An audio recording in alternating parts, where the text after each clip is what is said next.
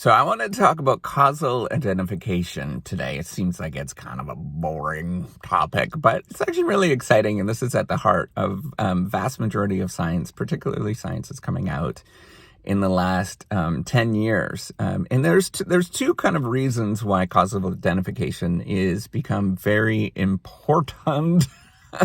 I want to talk about that. So if you don't know me, I am Professor Dave Massac. I'm an associate professor of innovation strategy and entrepreneurship. I wanted so I created this whole reciprocity project to give back as much as I possibly can. There's so many people that help me out that I wanted to pay the favor for to help you out.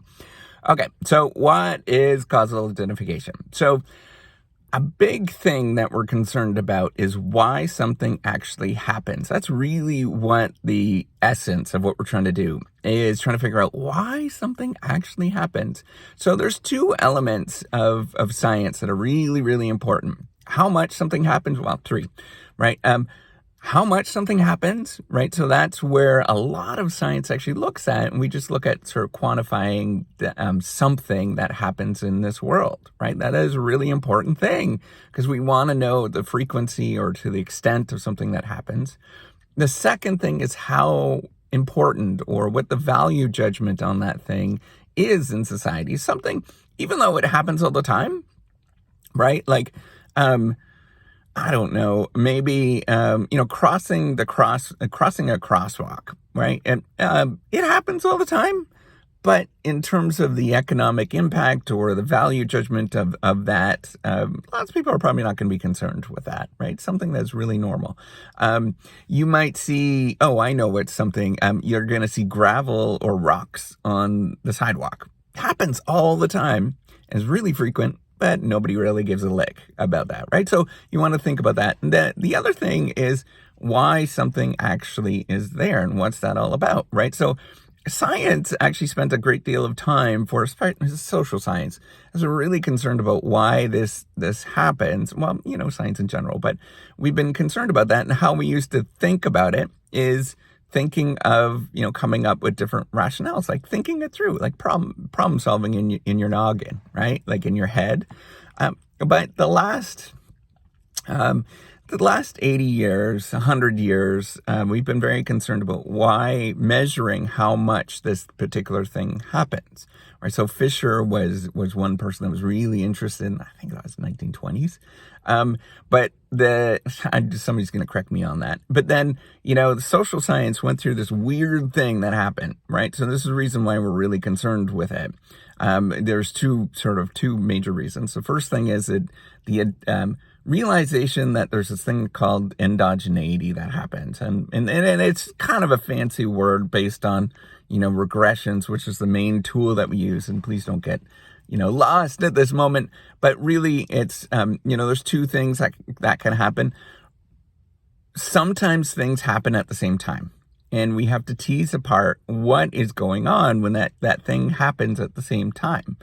And then the other thing that ends up happening is that sometimes something causes something else, and then it sort of has a reverse causation in the opposite direction. It goes in the opposite direction. How crazy is that, right? So, really classic example of this is anything to do with growth. Right. So as you grow, right, as a company grows, as a person grows, as, whatever, they accumulate capabilities, and then those capabilities get fed back into, whether it's a company or individual or whatever, right, a baby. And then they grow a little bit more, and they become more capable and bigger and better and everything else, right? So we've got this sort of reverse causation thing that could happen. So there's this endogeneity effect that happens. And then the other thing that, people identified probably, about 2005, there was some medical research, I think it was 2005, somewhere around there. And then it became a thing, a real thing about 2012, where people were like concerned about the fact that we can't replicate a lot of studies in science. And, what is a lot, 50% of them are hard to replicate. in general. That's kind of what, was coming out, and that's what the science is saying. Now, does that say all of science is wrong? No, not at all. It just means it's hard to replicate, and that is different. There's lots that are going on behind why something is hard to replicate, right? That could be the fact that, it's hard to sort of go through the procedure that was written up, which happens all the time because you're trying to make a paper nice and sweet and punchy. Or it could be that the data is slightly different, or, times change, or all sorts of different things, right? So only it's a rare circumstance where it is completely bunk science. That doesn't happen as much as you think it is, right? So even though you hear about the replication crisis, it doesn't mean that everything should be thrown out. So there's that's going on. And then the other thing that we're really concerned about, and so those two things were going on, right? So we identified, or people came up with this idea that, we got to be concerned about what's going on. So there's a real push right now, for those of you who are interested in going into science and going into research and whatnot, there's a real push to figure out why stuff happens. And so there's a lot of people that are looking at what is called causal identification. So that's just really looking at why it happens, right? What is going on behind there, and looking at all these special technical tools and different kinds, both on the mathematical side, so which we'd use is what is called a regression, and then on the sort of setting up, which is called the setting up, the thing that you're looking at, which is called the research design. And so we're really concerned about these particular things, and science is moving that way. However, I have been thinking about this a lot. I understand the sort of debates and all that kind of stuff.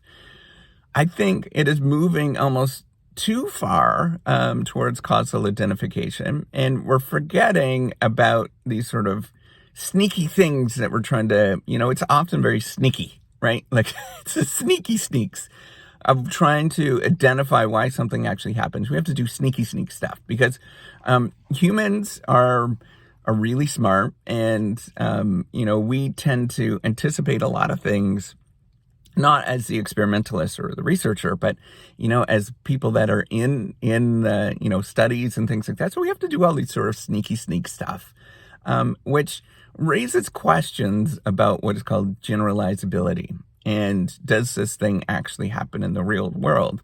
And there's this real tension that's going on right now. As you go and become more, really rigorous in trying to identify that there's this thing that happens and why it actually happens, it sort of removes it it makes it more abstract. And it removes it from the sort of generalizable world. Does this thing actually exist in the real world? And does it matter, right? Remember going back to those sort of three things I was pointing out, is to what extent does this actually happen? What's the frequency of this happening? And then why is this actually valuable? Why is this important?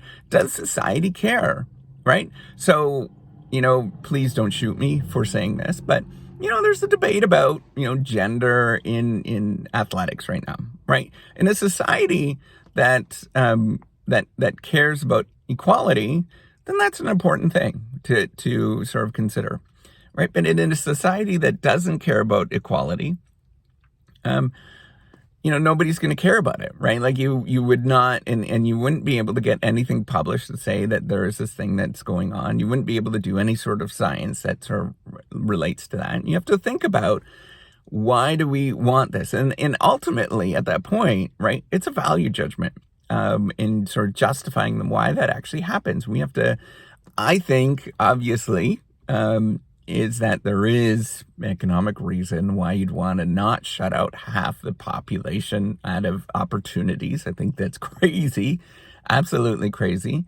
And so we'd want to look at what is going on, right? And what that means, and come up with a reason, an important reason that is based on, why this actually happens and what this actually means for society if this actually happens, right? So for me, an important reason beyond the morality and all that kind of stuff, and, it's just unfair and all that kind of stuff, and it's true, but, it's the economic reason. The economic impact of that is pretty significant, and we ought to be concerned about it, because that means that we're going to be in an open society, in an open world.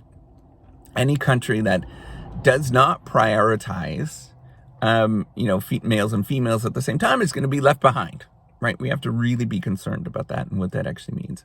So what I'm getting at is, if you want to do good science, you have to understand why something happens, but then also figure out, okay, is this like a thing that happens in the world, right? Like, actually, does it happen?